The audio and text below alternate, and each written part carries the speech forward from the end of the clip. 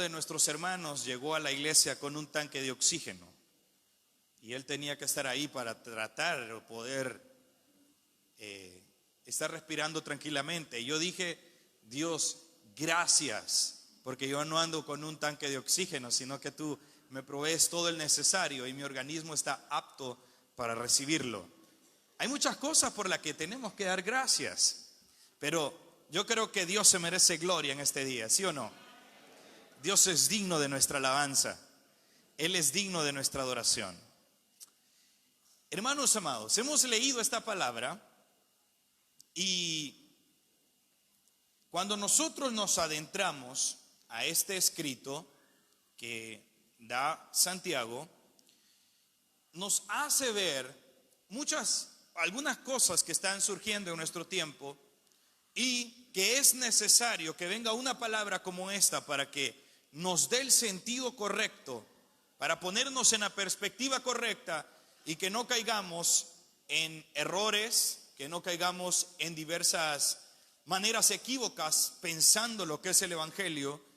Y es por eso que esto nos viene a bien. Sabe que en nuestros días es bastante común, porque se ha realizado un estereotipo de evangelio donde el declarar y decretar se han hecho como un estilo de vida y como que si fuesen la llave del éxito. No digo que usted no pueda declarar la palabra del Señor, porque para eso está ella. Pero a veces declaramos cosas como: declaro que ese carro es mío, declaro que esa casa es mía, decreto que la enfermedad no me va a tocar, declaro que siempre voy a tener todo, completamente todo. Declaro que el trabajo me va a llegar a la casa sin necesidad de ir a aplicar. Eso es pereza. Eso es no querer ir a trabajar. Pero estas cosas, de una forma que no nos dimos cuenta, ha venido a traer un problema muy grande en nuestras congregaciones. Porque este pensamiento gnóstico, porque es gnosticismo, que se nos metió en las congregaciones, no nos dimos cuenta, porque como todo el mundo lo dice, yo también lo digo. Y muchas personas hacen semejantes declaraciones, pero viven vidas en pecado, entonces nada va a ocurrir.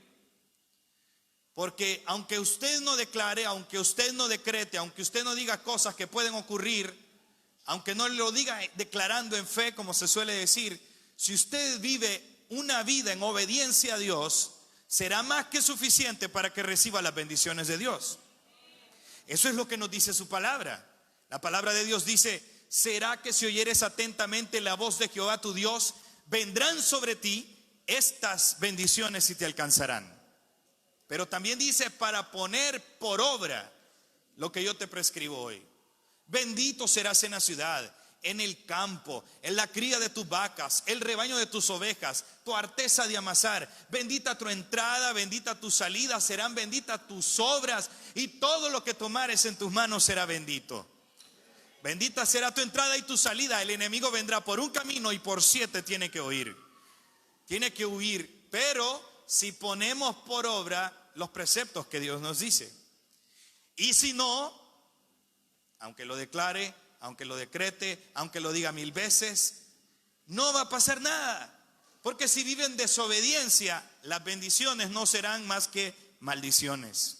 Entonces será maldito en la ciudad, maldito en el campo. Y las maldiciones son más que las bendiciones mencionadas en Deuteronomio capítulo 28. Pero este pensamiento que está muy ligado a la metafísica ha llevado a muchos cristianos a una gran decepción, porque declararon que la enfermedad no les iba a tocar y están enfermos. Decretaron que ese carro iba a ser suyo y el carro todavía no es suyo.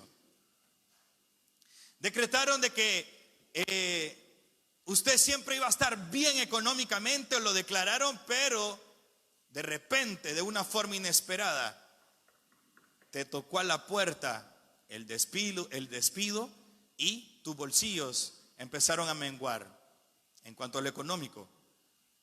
Y hemos nos hemos dado cuenta que muchos han entrado en una gran decepción, y eso es por eso es que hay personas que dicen: mejor yo ya no me congrego, mejor yo ya no voy a la iglesia, porque yo pensé que Dios iba a estar siempre ahí, que todo me iba a salir bien.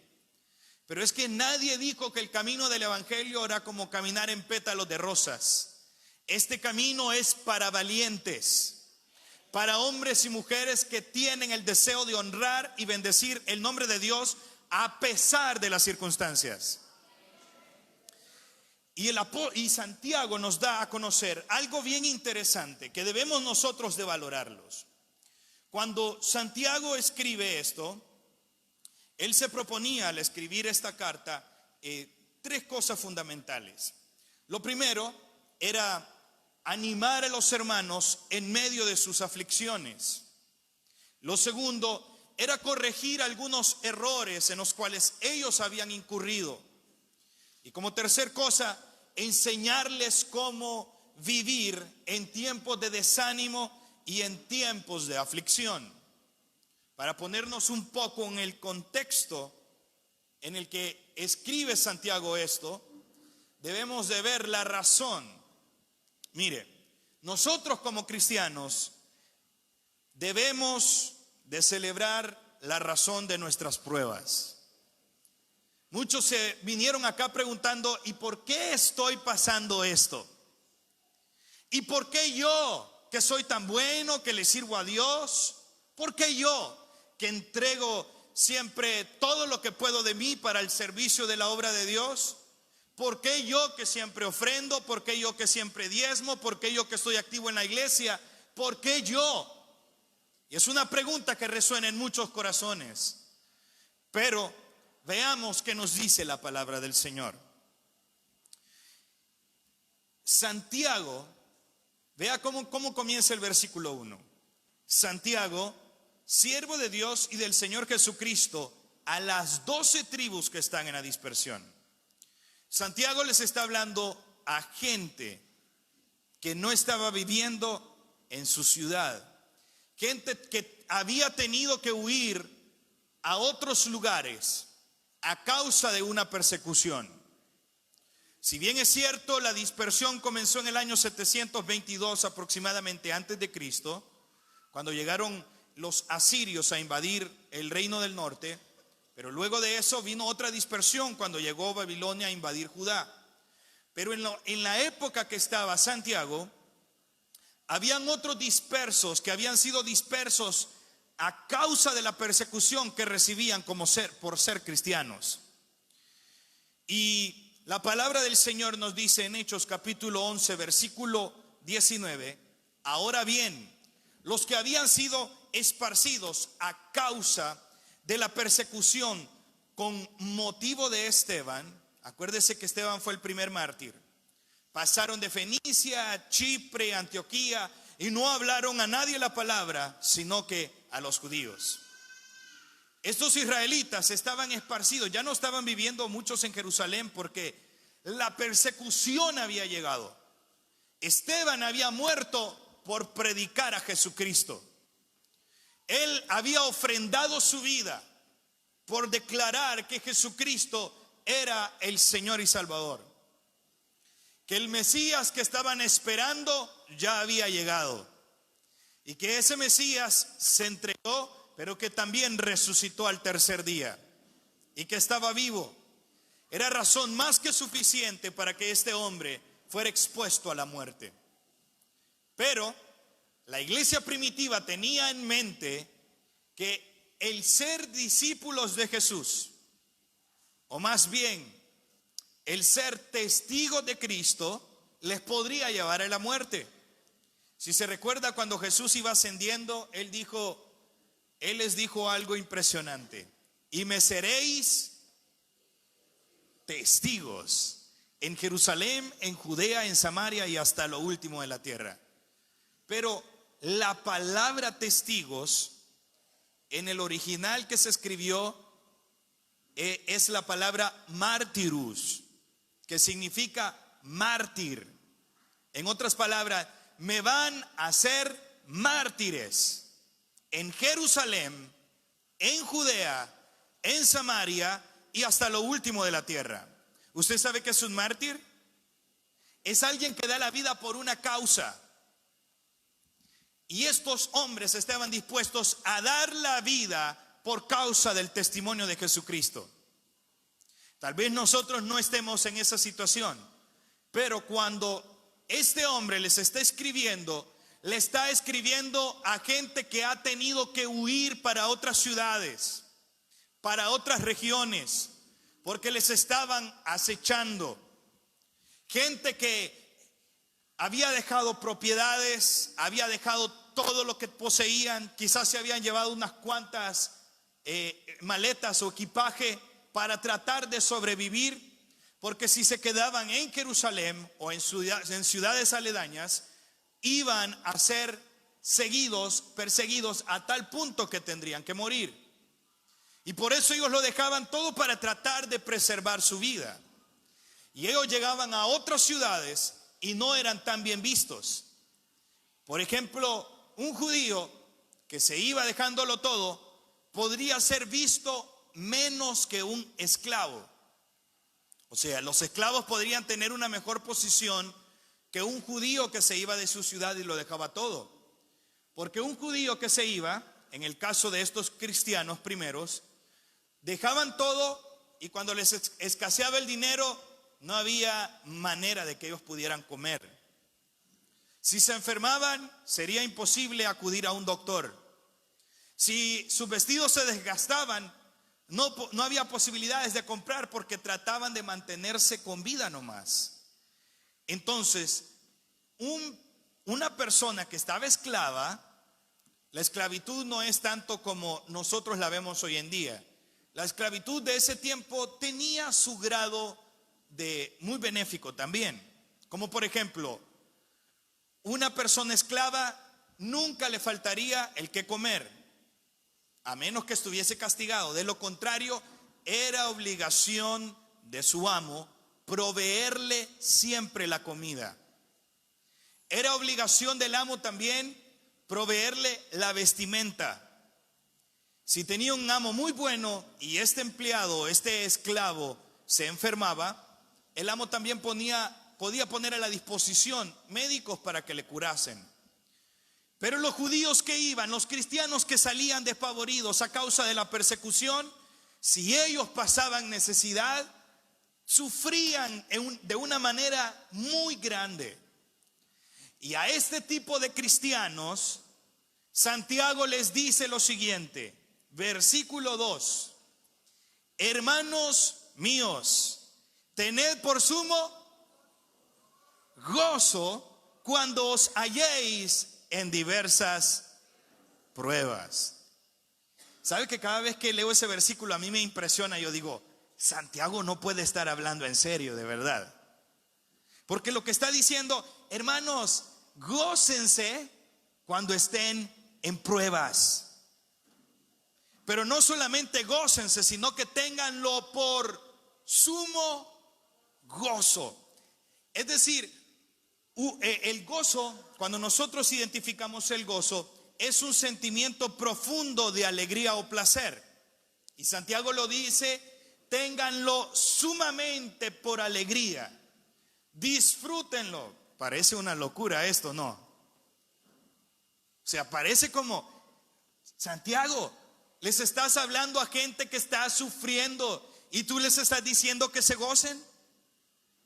Se oye como imposible, pero sabe, en realidad se puede uno gozar aún en medio de las pruebas. ¿Y sabe cómo es esto posible? Por el fruto del Espíritu. Es por el Espíritu Santo que nosotros nos podemos gozar pese a las circunstancias. Su palabra dice, mas el fruto del Espíritu es amor y es gozo. O sea, el fruto es uno, pero las características del fruto son muchas. Amor, gozo, paz, paciencia, benignidad, bondad, etcétera. Pero, o sea, uno es el fruto. Como por decirlo, usted tiene una manzana, ¿sí? La manzana es el fruto, pero tiene muchas características. Usted le puede poner, esa manzana es como un poquito ovalada. Es una característica, digamos, de ser así. Tiene color rojo. Es una característica de la manzana. También esa manzana por dentro es blanca. Otra característica, tiene también semillas. Entonces, el fruto del Espíritu es amor, son sus características, gozo. Entonces, si alguien tiene el Espíritu Santo de Dios, esa persona se puede gozar aún en medio de las dificultades. Sin el Espíritu Santo es imposible. Por eso necesitamos la ayuda del Espíritu Santo. Amén. Entonces, con el Espíritu Santo sí es posible. Y mire, y esto parece algo muy raro, pero un cristiano que tiene al Espíritu Santo se puede gozar aún en medio de las pruebas. Y vea que la palabra de Dios no dice, mas el fruto del Espíritu es amor y es felicidad, sino que dice que es gozo. Porque la felicidad es una cosa y el gozo es otra cosa. La felicidad es algo efímero, algo que se acaba muy rápidamente. El gozo es permanente. Por ejemplo, la felicidad es como un termómetro. Usted agarra un termómetro, se para ahí afuera y dice, está a 39 la temperatura. Yo antes de viajar vi que iban a haber días casi llegando a 40 grados. Dije, va a estar muy caliente. Pero usted toma un termómetro y se pone, y el termómetro le mide y le dice, está a 40 grados. Un ejemplo, caliente, ¿verdad? Pero usted está dentro acá y quizá de entrada usted siente un calor un poquito más caliente de aquí afuera. Está un poco la temperatura más alta que hay afuera. Pero están los sistemas de aire acondicionado apagados. Todavía no se han activado, un ejemplo. Pero cuando usted está, aunque la temperatura empiece a subir más a medida que el día avanza, pero si usted entra, usted debe de saber que esos aparatos tienen algo que se llama termostato. Y el termostato es un indicador o un sensor que recibe también la señal de cómo está la temperatura. Pero esa temperatura, al activarse y a ponerse los grados que uno desea, empieza a trabajar el sistema de aire acondicionado a tal punto que empieza a acondicionar el lugar. No importa que afuera se esté derritiendo hasta los zapatos de uno al caminar, que se ponen como todos chiclosos, pero aquí adentro va a estar bien, porque no solamente hay un termómetro, sino que está un termostato, y el termostato empieza a controlar el ambiente. O sea, la felicidad solo te mide tu momento. ¿Cómo te sientes hoy? ¿Cómo te sientes en este preciso momento? Pero el gozo logra adaptar, que tú te adaptes a pesar de las circunstancias. Aunque tu entorno se esté derritiendo, aunque tu entorno se está cayendo, puedes tener ese gozo que viene de parte de Dios. Pongámoslo un ejemplo un poco diferente. Un día llegan a tu casa, te tocan la puerta, ¿sí? Tú abres la puerta y alguien viene con un maletín y te dicen, esto es tuyo. Y usted dice, pero ¿y esto quién me lo manda? No te preocupes, es un regalo, recíbelo. Usted no conoce a la persona que se lo entrega, pero cuando abre ese maletincito, usted se da cuenta que hay 5,000, no, 5,000 es muy poquito. 5 millones es bastante o poco. ¿Sí? ¿Costará una casa eso? ¿Una casa cuesta más? Menos. Ah, pues si cuesta menos, estoy bien. Digamos 10,000, ¿cómo le llaman? Bolivianos, sí. No, 10 millones de bolivianos, sí, que ya uno ya se me decepcionaron cuando dije 10,000, así que corrijo. 10 millones de bolivianos. Usted abre ese maletincito y se encuentra con 10 millones de bolivianos. ¿Cómo se sintiera usted? Súper feliz, ¿verdad? Y si aquí en la iglesia no canta ni danza, pero en el momento que abre el maletín empieza a saltar, gracias Dios. Se emociona, yo le aseguro que se emociona. Quizá grita, más si está solo o sola, grita y empieza a hacer un escándalo ahí. ¿Y qué es lo primero que se le ocurre? Bueno, ¿qué haría con todo ese dinero, verdad? ¿Qué puedo hacer ahora? Bueno, ya no puedo vivir en la parte donde quisiera vivir, pero con esto sí me alcanza y así que puedo comprarme una casa ahí. ¿Alcanza para un carro también? Sí, entonces me puedo comprar el carro que quería. Puedo pagar el estudio de mis hijos. Entonces es algo bueno, ¿sí o no? Y mire, y déjeme decirles más, que yo les puedo ver la cara a usted que están emocionadísimos. ¿Qué hiciera con ese dinero, verdad? Y ya se empiezan a imaginar, la cocina ya no sería un problema, dice la hermana, porque esa no me gusta, está muy chiquita, siempre la he querido modificar, pero puedo tener una mejor, o una casa diferente, etcétera. Pero usted se encuentra solo en su casa y lo más seguro que quiere usted es compartirlo con la persona que usted ama, ¿o no? Porque de nada le sirve tener 10 millones de dólares o 10 millones de bolivianos si usted está metido en una montaña y usted solo. ¿De qué le sirve todo eso? De nada. Pero cuando usted lo comparte se siente mejor. Entonces se le ocurre, no, tengo que llamar. O usted le llama a su cónyuge o le habla a alguien, no sé, a la persona que usted quiere o a una persona muy cercana, muy querida. Y usted dice, tengo que hablarle y tengo que compartir esto. Así que agarra su teléfono, marca, la otra persona le contesta y usted está con toda la emoción del mundo. Tengo que contarte algo, pero no le tienes que decir a nadie porque si no peligramos. Y le pregunta, ¿y qué? Y la otra persona le dice, yo también tengo algo que decirte. Y usted, bueno, ¿te lo digo primero o me lo dices tú? Si quieres dímelo tú, ok. Entonces usted está listo, pero de repente dice, no, cuéntame tú primero, porque es que lo que yo te voy a contar no tiene comparación a lo que tú me vas a decir. Así que se anima la otra persona y le dice, se murió tu hijo, se murió tu papá o tu mamá, o la persona que ama pasó a la eternidad. ¿Qué pasó? Mire, hasta la cara de ustedes lo vi como... ¿Qué pasó? ¿Seguiría saltando de alegría? ¿Qué importa que sea muerto? Por lo menos tengo 10 millones de bolivianos. No, ¿verdad? Porque todo el dinero del mundo no puede comprar a la persona que usted más ama. Entonces, ¿qué pasó ahí? Estaba feliz, pero de un momento a otro la felicidad se fumó. Porque la felicidad no es permanente, pero el gozo del Señor sí. Porque usted sabe que aunque esa persona que usted ama haya fallecido, un día se lo va a encontrar en la eternidad. Que el Señor tiene un lugar preparado para todos los que le aman y los que esperan su venida. El gozo no es comparado a la felicidad. El gozo del Señor es algo permanente.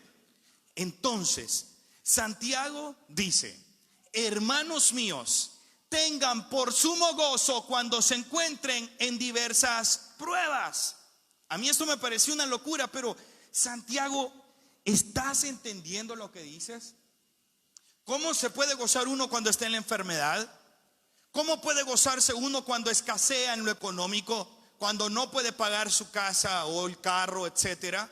¿Cómo puede gozarse uno cuando el ser que más ama tuvo uno que despedirlo y decirle adiós o hasta pronto, un día nos encontramos? No es nada fácil. ¿Cómo puede gozarse uno cuando la persona que uno más ama se fue tal vez de casa? Es imposible, ¿verdad? Aparentemente, a la óptica humana, imposible. Pero déjame decirte que el Espíritu Santo de Dios puede hacer que te goces aún cuando te encuentres atravesando una prueba. Es algo inexplicable, pero es algo que lo hace el Espíritu de Dios.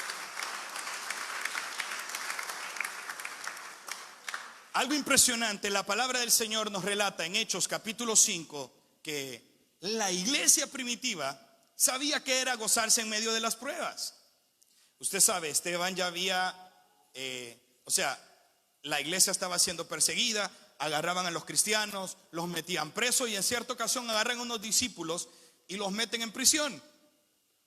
Pero les habían dicho que no hablaran en el nombre de Jesús. Ellos siguieron hablando, así que les pusieron presos. Pero cuando estaban en esa prisión, el ángel del Señor llegó y empezó a abrir las puertas y les sacó de la cárcel y les dijo: vayan y continúen predicando. Así que ellos se fueron a predicar en las plazas y en la mañana las personas que estaban encargadas de ellos y les iban a sacar para ejecutarles, van, abren la prisión y se dan cuenta que eso está vacío y se empiezan a preguntar: ¿y dónde están estos? ¿Qué pasó? La puerta estaba bien sellada. Es imposible que hayan salido. Ahí están los guardas y todo. Pero ¿qué pasó aquí? Y nadie se explicaba y dijeron: ¿alguien los ha visto? Alguien dijo: sí, yo los vi que estaban predicando por allá por las plazas, por el templo. Bueno, vayan, llámenlos y tráiganles. Les llevan de regreso y les empiezan a decir que por qué estaban hablando en el nombre de Jesús. Y les dijeron que no hablasen más en ese nombre. Pero ellos dijeron: conviene a nosotros obedecerle a Dios antes que a los hombres. Nosotros no podemos callar. Es que era imposible que callaran semejante verdad, porque las personas religiosas hacían ver que ellos se habían robado el cuerpo de Jesús.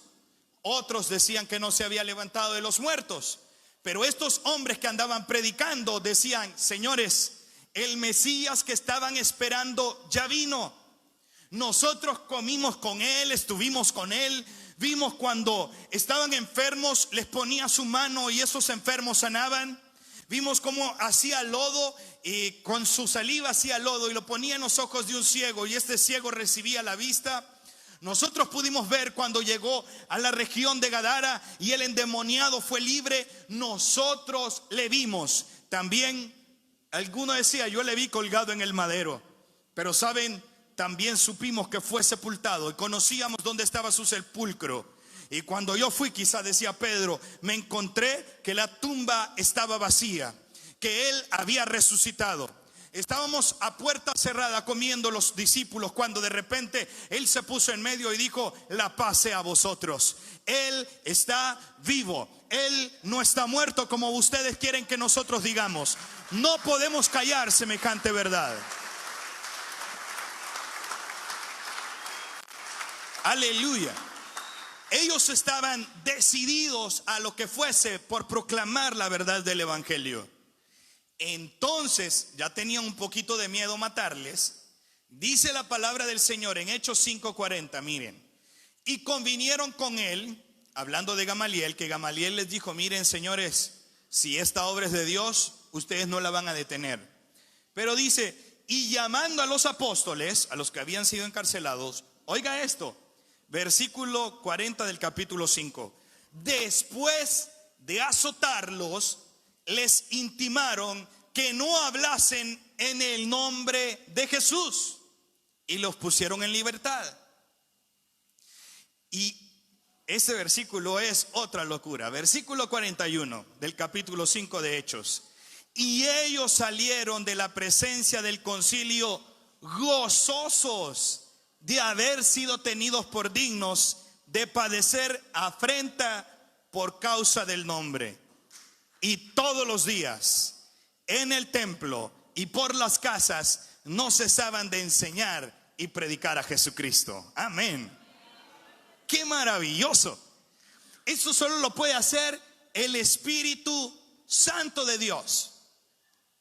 Mire, o sea, después que dijeron: ok, ustedes van a seguir predicando, sí, miren, no prediquen más en ese nombre, vengan para acá, pongan las espaldas. Y empezaron a agarrar látigos y les empezaron a azotar, a flagelarlos. Y eso no crea que era algo tan sencillo. desgarraban sus pieles, les hacía que sangraran, y ellos con sus túnicas, después que se las colocaban, se les pegaba y se le adhería la piel, y dijeron: ¿ya estuvo? ¿Otro más? ¿O ya? No, ya, ok, váyanse, pero no hablen más en ese nombre. Y salían del concilio, quizás un poquito ahí incómodos por los azotes y sintiendo el dolor. No era que eran personas de palo, de piedra, no, humanos como nosotros. Pero cuando ellos salían del concilio, dice que salieron con gozo. Y se empezaron: bueno, Pedro, ¿sabes qué? ¿A dónde vamos a predicar? O sea, y de repente otro lado dice: mire, ¿por qué no regresamos a la plaza? De todas maneras ya nos dieron. Sigamos predicando. Ellos no nos pueden, miren, nos pueden lacerar nuestro cuerpo, pero nunca nuestra alma.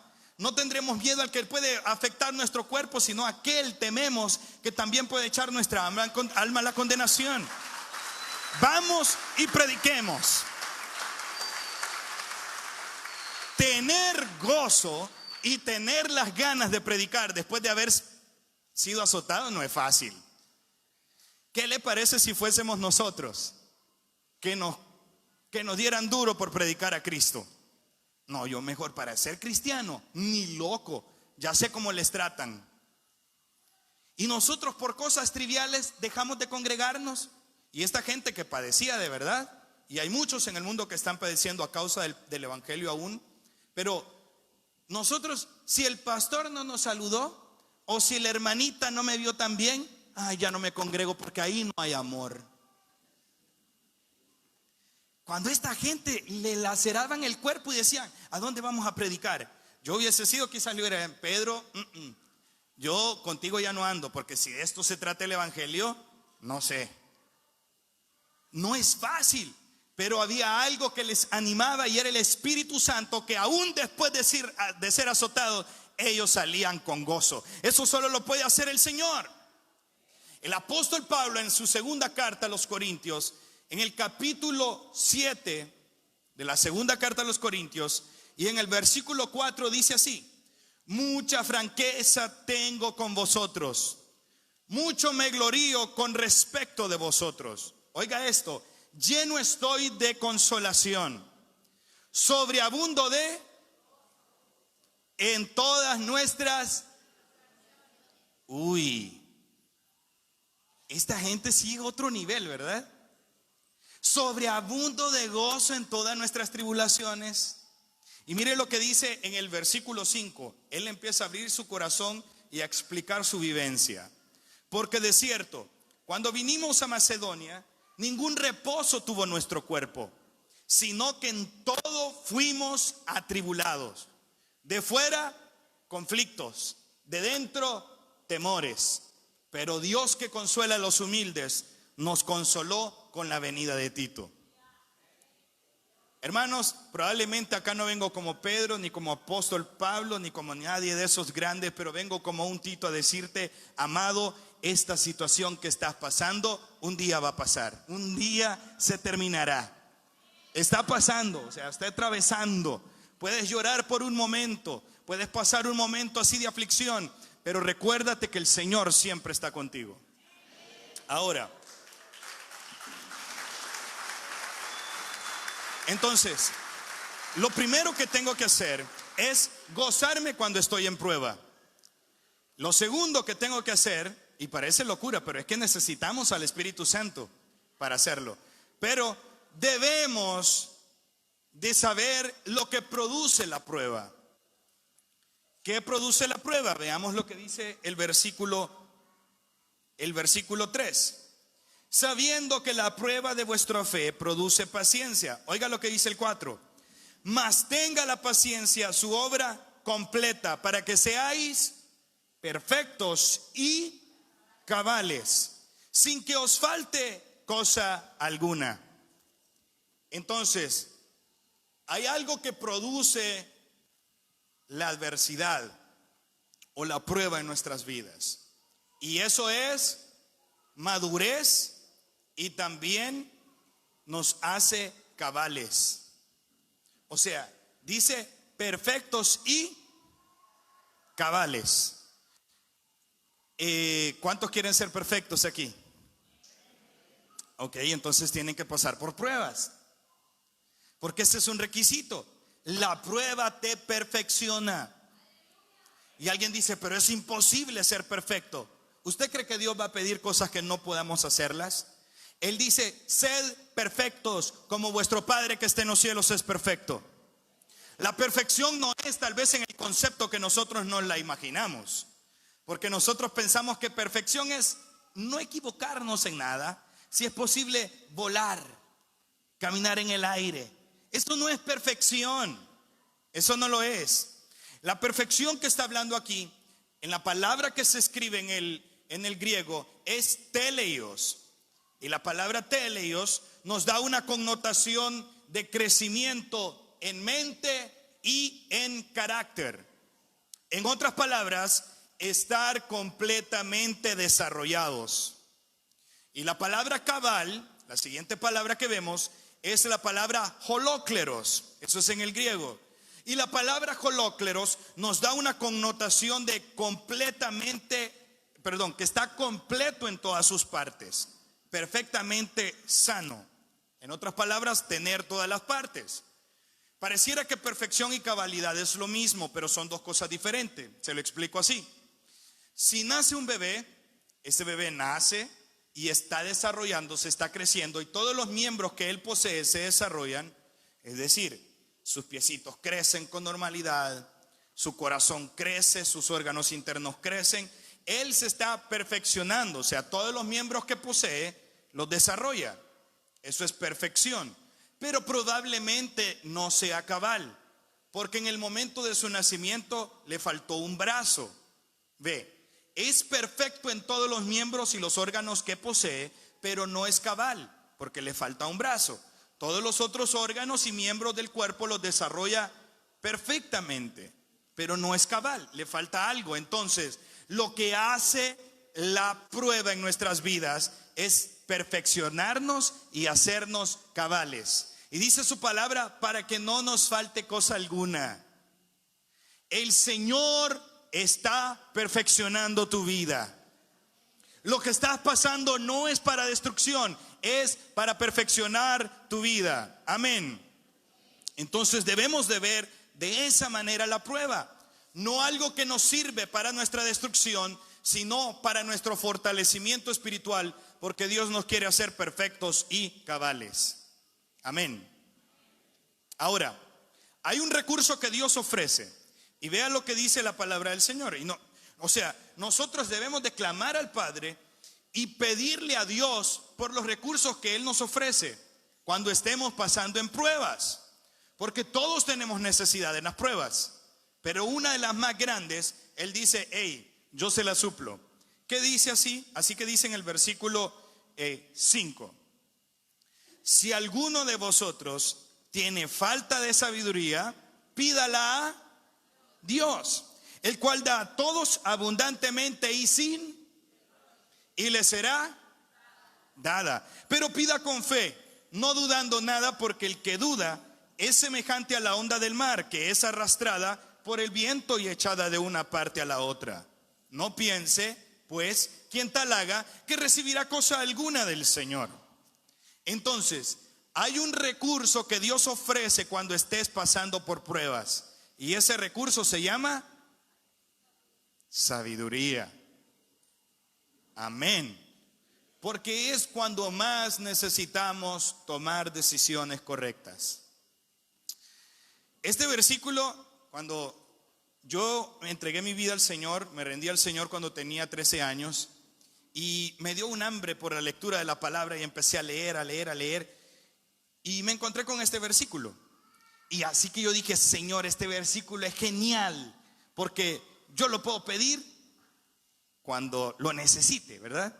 Así que miren, yo iba a misiones, porque soy hijo de misioneros, iba a misiones, se me olvidaba estudiar para los exámenes, y llegaba al colegio y me sentaba y venía la hora que me pasaban la papeleta, y yo decía, Señor, porque por tu misericordia y porque tú cumples tu palabra, y en tu palabra dice que pidamos sabiduría a ti y que tú nos la vas a dar. Así que yo te pido, Señor, obra por tu misericordia y dime si literal A es la correcta. o literal B es la correcta? Yo quería, sin mentirles, que se me apareciera, y le digo que hasta lo pedía con fe, no dudando nada. Quería que en la parte del pizarrón, de la pizarra, se bajara como un rollito por ahí y que yo pudiera ver la respuesta correcta. Pero ¿sabe qué? Nunca pasó. Y yo sé que muchos se ríen porque han hecho lo mismo, ¿verdad? ¿Alguien quiere dar testimonio? Entonces nunca aparecía la respuesta. Y yo, Señor, ¿pero cómo? Y yo le pedía sabiduría al Señor. Señor, por favor, quiero aprender inglés. Que de repente, en vez de hablar lenguas espirituales, empiece a hablar inglés. Era mi petición. Tenía que estudiar. O sea, tenía que hacer las cosas yo. Pero yo sacaba del contexto este versículo y quería que así se aplicase. Pero tiene una función especial. Y este versículo se cumple bajo lo que está hablando el contexto de esta palabra. Y el contexto es en las pruebas. Dios dice, cuando estés en pruebas, puedes pedirme el recurso que yo ofrezco, que es sabiduría. ¿Y sabes qué? Te lo voy a dar. Y te lo voy a dar abundantemente y sin reproche. Aleluya. Dios es bueno.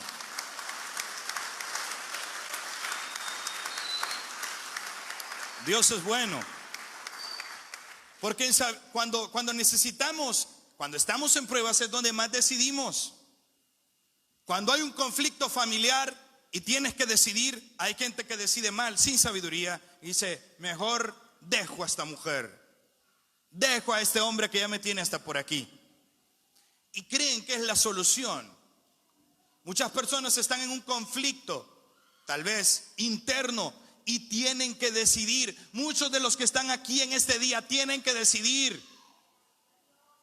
Y ¿sabes qué? No decidas si no le pides este recurso a Dios. Porque en un momento de crisis tomamos las peores decisiones de nuestras vidas. En momentos de presión tomamos las peores decisiones. Mire, no decida cuando esté enojado, por favor, porque va a tomar una decisión equivocada. Si usted está enojado, no decida. Pídale paz al Señor y dígale que Él le dé sabiduría. Si usted está solitario, tampoco decida. La soledad no es un buen amigo para decidir. Ahí es donde muchas personas se suicidan, se quitan la vida. Creen que es la mejor solución. Y no lo es quitarse la vida, sino clamar al autor de la vida para que nos dé la respuesta correcta. Tampoco, mire, cuando usted tenga hambre, no decida. Ni vaya a comprar al supermercado, porque la esposa lo manda a comprar cuando no ha comido el marido. Así que cuando llega a la casa, llega con el montón de comprados, porque como tenía hambre, él lo que fue se agarró. Veía algo y y cuando lo lleva, mira amor, traje todo esto. Y de repente dice, hey, pero yo no puedo cocinar esto. O sea, porque decidimos mal. Pero sabe, es importante tomar las decisiones adecuadas y necesitamos sabiduría. Y Dios dice, se las doy abundantemente y sin reproche. ¿Qué significa eso? Que si un hijo viene a usted y le dice, papá o mamá, dame, ¿cuánto es algo que nos duele ya que nos pida un hijo acá? ¿Cuánto? 100 bolivianos. Dame 100 bolivianos. Y usted, ¿para qué quiere 100 bolivianos? Pero usted le fue bien, digamos, y le dio 100 bolivianos y se fue. Y de repente, 10 minutos más tarde, viene el mismo hijo y le dice, ¿me dan 100 bolivianos? ¿Para qué? Si ya te di, pero no, por favor, yo sé que te ha ido bien. Y entonces, y bueno, es que le quiero comprar algo a mamá. Uy, ya 200 bolivianos, ¿verdad? Pero más tarde viene el mismo hijo y le pide otros 100 bolivianos. Oh, no, ya no le damos, ¿verdad? ¿Qué le decimos? Le decimos ya no más, porque ya te di suficiente, ya tienes suficiente. Pero Dios dice, ¿sabes qué? Si tú quieres pedirme sabiduría ahora, ven y yo te doy sabiduría. Si quieres mañana pedirme sabiduría, ven y yo te voy a dar sabiduría. No importa las veces que quieras, porque te lo daré abundantemente y no te voy a reprochar nada. Aleluya. Dios es bueno. Dios es bueno. Bueno es Dios. Así que también debemos de considerar la reacción de las pruebas. versículo siguiente, dice el versículo 9: el hermano que es de humilde condición, gloríese en su exaltación, pero el que es rico en su humillación, porque él pasará como la flor de la hierba. Porque cuando sale el sol con calor abrasador, la hierba se seca, su flor se cae y perece su hermosa apariencia. Así se marchitará el rico en todas sus empresas. Aquí está hablando a dos tipos de personas: cristianos, los que tenían y los que estaban pasando por un momento difícil. Pero a todos ellos le dicen: ustedes siéntanse tranquilos. A los que le falta, dice el hermano que es de humilde condición, gloríese en su exaltación. Y al que es rico, aún en su humillación. No importa el estatus que tú tengas, el estrato social aquí no importa. Lo que debemos es gloriarnos en el Señor y bendecir el nombre del Señor a pesar de las circunstancias. Y algo que no podemos perder de vista es nuestras recompensas cuando hemos cruzado la prueba. Porque el versículo 12 dice: bienaventurado el varón que soporta la tentación, porque cuando haya resistido la prueba, recibirá la corona de vida que Dios ha prometido a los que le aman. Hay una recompensa final. Amados en el Señor, no pueden desmayar, no se pueden dar por vencidos. Un día de estos y el que ha de venir vendrá y no tardará. Un día de estos y se van a acabar todos los dolores. Un día de estos y se van a acabar todas las enfermedades. Un día de estos y ya no va a haber problema de decir: pero no me alcanza para comprar una casa, no sé cómo hacer para pagar la renta o el alquiler. Un día de estos y eso se va a acabar. No habrá dolor, no habrá llanto, no habrán temores. Todas esas cosas pasaron, porque el Señor se encargará de dar una paz eterna. El que ha de venir está a las puertas. Le invito a que se ponga de pie, por favor.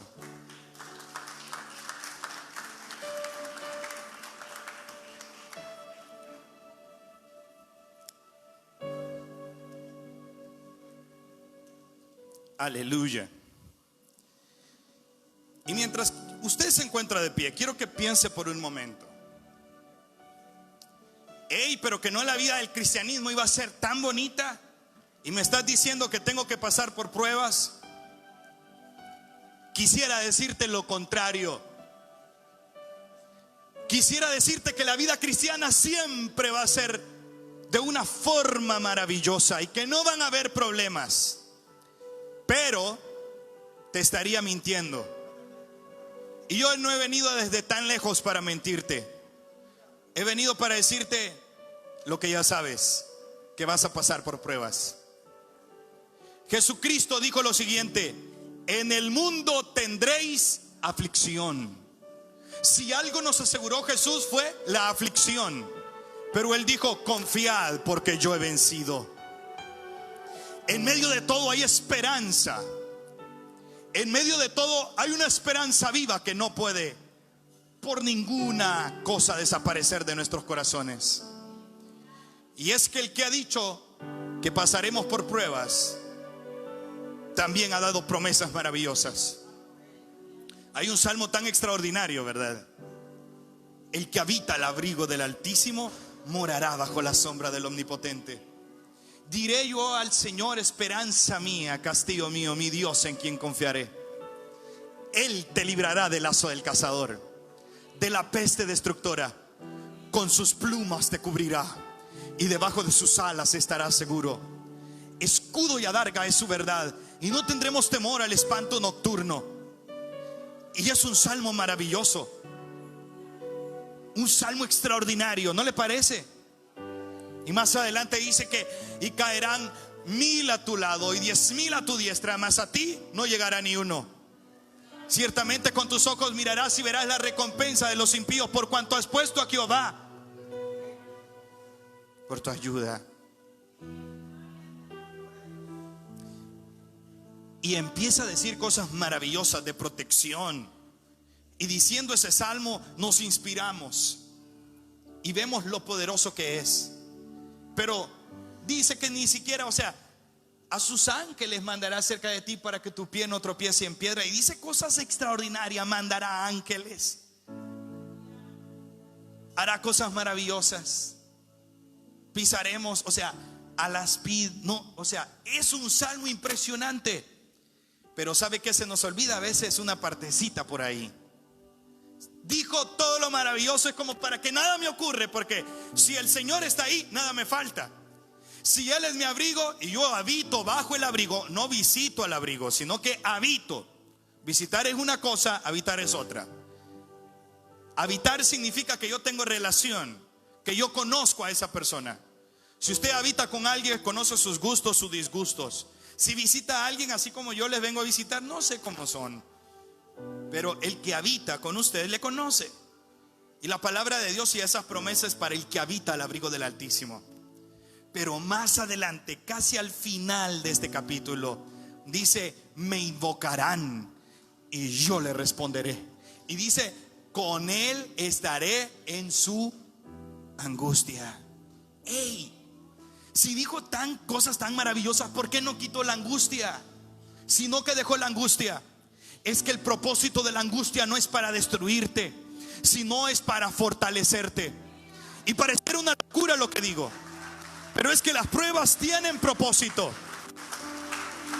Así como el fuego consolida el oro, así como el fuego purifica el oro, también la prueba purificará nuestros corazones. Y se verá si de verdad amamos a Dios o no le amamos. Si le amamos por lo que nos da o nos damos aunque. Si le amamos porque o aunque. Amar porque es fácil. Te amo porque me das. Te amo porque me provees. Te amo porque me bendices. Pero amar aunque es diferente. Te amo porque estás sano, digamos con sus cónyuges. Te amo porque estás bien. Te amo porque trabajas y siempre nos das. ¿Y qué si le faltaría la salud? Entonces muchas personas por eso deciden irse del hogar, porque aman porque, no aunque. Pero ¿sabe qué? La prueba nos ayuda a identificar si yo le amo a Dios aunque no tenga nada en mi bolsillo, aunque esté pasando por este momento de lloro, aunque mi familia todavía siga enferma, algún familiar, aunque me duela mi cuerpo a causa de una enfermedad, aunque todavía no tengo el trabajo que espero, aunque no entienda las circunstancias, Señor, pero nada cambiará nuestro amor, porque aunque la higuera no florezca y los vallados no den mantenimiento, aunque no esté el producto del olivo, ni las vides tampoco den su vino, aunque todo esto pase, yo te voy a adorar, yo te voy a bendecir y te voy a exaltar, engrandeceré tu nombre. ¿Habrá alguien que pueda adorar a Dios? ¿Habrá alguien que pueda bendecir a Dios aún en medio de la prueba? El Señor pide sacrificios de alabanza. ¿Sabe qué es un sacrificio? Sacrificio es algo que duele. Para que un animal fuese sacrificado, tenía que gritar. Cuando le estaban metiendo el cuchillo, probablemente se dolían, pero había dolor. Pero en medio del dolor había un agradecimiento a Dios. O sea, era una ofrenda para Jehová. Y la palabra de Dios dice que nosotros debemos de dar a Dios sacrificios de alabanza. Es decir, aunque me duela, Señor, aunque no entiendo la circunstancia y no entienda el por qué, Señor, te alabo, te bendigo, te exalto. Eres mi todo, eres la razón de vivir. Señor, este corazón te ama y lo único que está haciendo la prueba es viendo cuánto te amo. Les voy a contar algo rápidamente. En la isla de Coronado, California, es donde se forman los Navy SEALs, o el top de la milicia estadounidense. Pero ellos pasan por algo que se les conoce como Hell Week, o una semana infernal. Esa semana infernal está llena de ejercicios físicos muy fuertes. Tienen que adentrarse a las aguas otoñales del Pacífico, muy frías, navegar hasta la frontera con México, regresarse hasta la isla de Coronado, California, y después de eso seguir con entrenamientos físicos. Los meten adentro de piscinas atados de manos y pies, tienen que quitarse todo eso. Les enseñan a cómo poder soportar el dolor. Pueden pasar horas sin moverse, sintiendo el dolor, pero le dicen no, tiene que moverse.